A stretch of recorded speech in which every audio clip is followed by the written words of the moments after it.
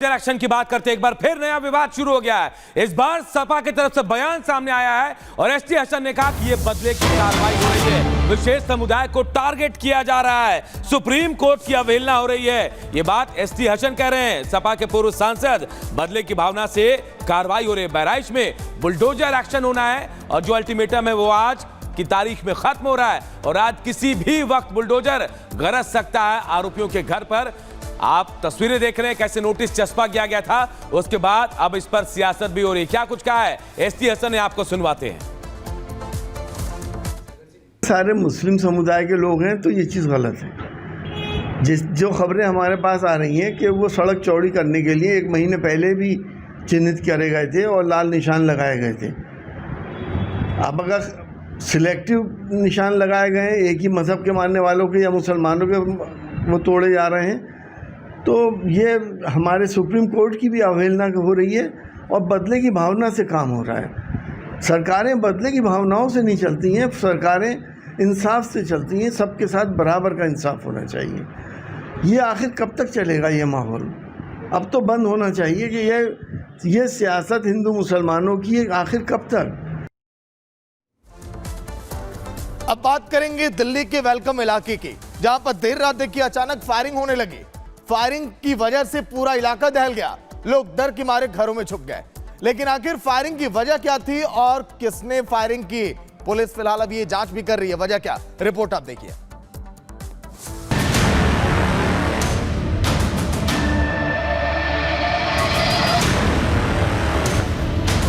इनका जींस का आपस में लेन देन के हिसाब से हुआ है और बाकी ये पता नहीं कितने लोग थे, हम यहाँ मौजूद नहीं थे। दिल्ली के वेलकम इलाके में गोलीबारी, हर तरफ मची अफरा तफरी। यहाँ पे 50 से ज़्यादा राउंड गोली चली है, पता नहीं कौन कहाँ का नहीं है। बेचारी उसके बच्चे के लग गई, वो जाग रही थी, उसे क्या पता गोली चलने के आवाज़ आई। वहाँ पे भी गोली इतनी चली, पता नहीं है लोग कहाँ से आ गए। इस एरिया में जीना हराम कर दिया इस टाइम। दो कारोबारियों के बीच जंग, 20 से 25 राउंड फायरिंग। सामने देखिए मकान है, जो यहाँ से गोली चलाई है, वहाँ पे गोली लगी है और देखिए शटर तक के मतलब होल कर दिए हैं। उन शटर में भी होल है, यहाँ भी होल है। अब इनका तो यह है कि आपसे झगड़ा था जो भी था, लेकिन तो ब्याह में लड़की एक को लगी गोली, मौके पर पुलिस मुस्तैद। शनिवार देर शाम नॉर्थ ईस्ट दिल्ली का वेलकम इलाका गोलियों की तड़तड़ाहट से गूंज उठा। जींस के दो कारोबारियों के बीच पहले बहस हुई, जो हिंसक झड़प में तब्दील हुई और फिर देखते ही देखते दोनों तरफ से गोलियां बरसने लगी। बात ये थी कि समद और शानू ये एक वॉशिंग वाले से वॉशिंग कराते थे माल को। तो इनके अंदर जो है ना, जैसे जो वॉशिंग वाला है उसने जो है ना समद का माल रोक रखा था, कुछ बेच दिया था। समद के कोई 6-6.5 लाख रुपए उसकी तरफ थे। तो समद को ये पता चला कि वो जो है ना वेलकम में माल लेकर आ रहा है, तो उसने जो है ना वो माल उसका अपनी फैक्ट्री में उतरवा लिया। तीनों चारों भाई निकले, फिर जो है ना ये 15-20 लड़के लेकर आए और जैसे गोली चलानी शुरू करी। जैसे ही माहौल बिगड़ा, लोगों ने दुकानों के शटर गिराने शुरू कर दिए। दोनों आरोपी युवकों ने करीब 20 से 25 राउंड फायरिंग की, जिनमें से कुछ गोली जमीन पर जा गिरी तो कुछ बंद दुकानों पर लगी। वहीं दूसरी तरफ जब माहौल बिगड़ा तो एक युवती अपने घर के छत पर आई और गोली उसे भी जा लगी। राजधानी दिल्ली के वेलकम इलाके में एक बार फिर से दहशत का माहौल है। दरअसल यहाँ पे गोलियां चली है। लोग बता रहे हैं, आसपास के रहने वाले लोग बता रहे हैं कि करीब 30 से ज़्यादा राउंड यहाँ पे फायरिंग हुई है। आपसी विवाद को लेकर के ये गोलीबारी हुई है। लेकिन सबसे पहले देखिए, जब गोली चली तो ये निशान आपको दिखा रहे हैं किस तरह से गोली जो है ये शटर के अंदर जाती है। साथ ही साथ ऊपर जो घर बने हैं वहां पे भी 2 गोलियां गई, जिसकी वजह से एक लड़की जिसका नाम इफ्रा बताया जा रहा है वो गंभीर रूप से घायल हो गई है। इफ्रा को कैसे चोट लगी? वो तो अपने घर पे थी। जब यहाँ गोली चली तो शोर शराबा हुआ, तो बच्चे ने ऊपर से झाँका तो उसकी गोली लग गई। तो लोगों ने बताया यहाँ तो बहुत गोली चली है, 50-60 राउंड गोली चली है। घटना की जानकारी मिलने के बाद दिल्ली पुलिस की टीम मौके पर पहुंची। क्राइम टीम ने मौके से खाली कारतूस, जिंदा कारतूस और मेटल के टुकड़े समेत 17 सबूत उठाए हैं। साथ ही कुछ आरोपियों को गिरफ्तार भी किया है, उन्हें थाने लेकर गई है। पुलिस मामले की छानबीन में जुटी है और आरोपियों के खिलाफ सख्त कार्रवाई की बात कह रही है। Bureau report, Republic Bharat.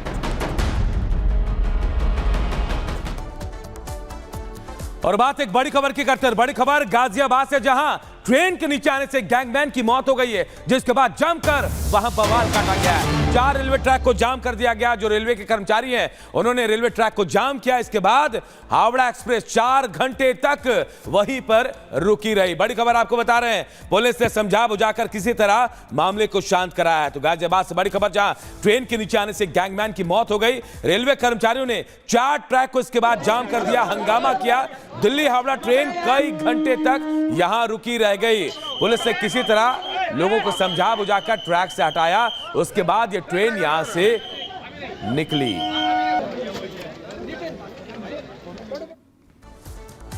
वहीं युद्ध के मैदान में इस समय देखिए लगातार खलबली मची हुई है, क्योंकि इजराइल ईरान लगातार इन दोनों देशों के बीच लगातार तनाव देखा जा रहा है। एक बड़ी खबर, ईरान पर एक बार फिर भड़के डोनाल्ड ट्रंप ने कहा कि हमला करे ईरान पर। कुछ दिन पहले भी इस तरह के बयान सामने आए थे ईरान पर। फिर एक बार ट्रंप भड़के, उन्होंने कहा कि जो इनके परमाणु ठिकाने हैं वहां पर हमला किया जाए। 5 नवंबर को अमेरिका में चुनाव होने वाले हैं। बाइडेन और ट्रंप लगातार इजराइल को लेकर बयान भी दे रहे हैं। उन्होंने यह भी कहा था जब सिनवार की मौत हुई थी, और तारीफ भी की थी और बधाइयां भी दी थी इजराइल को। ईरान के परमाणु ठिकानों पर हमला और ट्रंप ने कहा है। कुछ दिन पहले भी ट्रंप ने इस तरह का बयान दिया था कि ईरान को इसका सबक सिखाना पड़ेगा, लेकिन ईरान है जिसने धमकी दी है इजराइल को कि सिनवार की मौत का बदला जरूर हम लेंगे।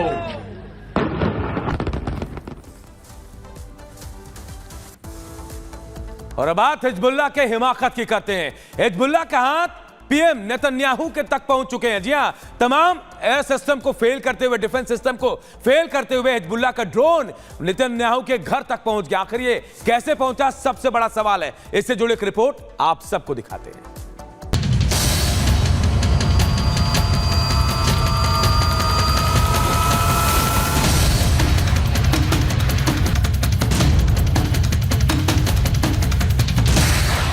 सायरन बजा, ना एयर डिफेंस सिस्टम आयरन डोम काम आया। तकनीकी तौर पर दुनिया का सबसे बेस्ट एयर डिफेंस सिस्टम थाड़ भी फेल हो गया। क्या इजराइल का सुरक्षा चक्र तहस नहस हो गया? ये सवाल इसलिए उठ रहे हैं क्योंकि हिजबुल्लाह ने इजराइल पर अब तक का सबसे बड़ा नहीं बल्कि सबसे खतरनाक अटैक किया। इतना भीषण हमला जिसमें प्रधानमंत्री बेंजामिन नेतन्याहू की जान तक जा सकती थी। इजराइल से 70 किलोमीटर दूर लेबनान से 1-2 नहीं बल्कि 3 ड्रोन छोड़े गए। 2 ड्रोन को एयर डिफेंस सिस्टम ने इंटरसेप्ट कर लिया, लेकिन एक ड्रोन जिसका टारगेट सिजिरिया का पीएम आवास था, वो उससे जा टकराया। गनीमत ये रही कि जिस वक्त हिजबुल्लाह ने इजरायली पीएम को टारगेट किया, उस वक्त घर पर कोई मौजूद नहीं था। लेकिन बेंजामिन नेतन्याहू ने हिजबुल्लाह की इस हिमाकत के पीछे ईरान का हाथ बताया, जिसके बाद सीधे और स्पष्ट शब्दों से ईरान को खुली धमकी भी दे दी। हिजबुल्लाह के हमले से बौखलाए नेतन्याहू ने पोस्ट कर लिखा, ईरान के जिन एजेंटों ने आज मेरी और मेरी पत्नी की हत्या करने की कोशिश की, उन्होंने एक बहुत बड़ी गलती की। ये मुझे और दुश्मनों के खिलाफ लड़ाई जारी रखने से नहीं रोक सकती। मैं ईरान और उनके प्रॉक्सी सहयोगियों से कहता हूँ, जो कोई इजराइल के नागरिकों को नुकसान पहुंचाएगा उसे इसकी भारी कीमत चुकानी पड़ेगी। हम आपके आतंकवादियों का सफाया करना जारी रखेंगे। हम गाजा से अपने बंधकों को वापस लाएंगे। हम उत्तर में अपने निवासियों को वापस लाएंगे। हम एक साथ लड़ेंगे और ऊपर वाले की मदद से हम एक साथ जीतेंगे। नेतन्याहू ने ईरान पर हमले करने में हिजबुल्लाह का साथ देने का आरोप लगाया, तो ईरान ने भी तुरंत सफाई दी। ईरानी विदेश मंत्रालय ने लिखा, बेंजामिन नेतन्याहू के घर पर ड्रोन से हमले के पीछे ईरान का कोई लेना देना नहीं है। अटैक के पीछे हिजबुल्लाह का हाथ है। खुद के घर पर हमला होने के बाद भी इजरायली पीएम डरे नहीं, बल्कि उन्होंने अपने दुश्मनों पर अटैक और तेज कर दिए। आईडीएफ ने दक्षिणी लेबनान में ग्राउंड ऑपरेशन के दौरान हिजबुल्लाह के हथियार डिपो को तबाह कर दिया। ये वो जगह थी जहां कभी स्कूल था और हिजबुल्लाह ने उसे अपना हथियार डिपो बनाकर हथियार छिपाया था। रिहायशी इलाके में मिसाइल और गोला बारूद छिपाए थे।